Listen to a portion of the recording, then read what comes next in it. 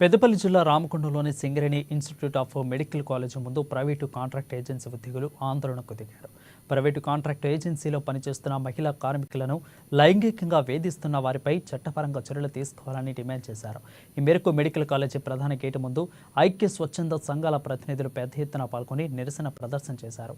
అమాయకులైన కాంట్రాక్టు మహిళా కార్మికులను వేధిస్తున్న వారిపై ఉన్నతాధికారులు చర్యలు తీసుకోవాలని నినాదాలు చేశారు. ఇక లైంగిక వేధింపులు పాల్పడిన వారిపై చర్యలు తీసుకోవాలని స్వచ్ఛంద సంస్థల ప్రతినిధి మధ్యల దినేష్ డిమాండ్ చేశారు.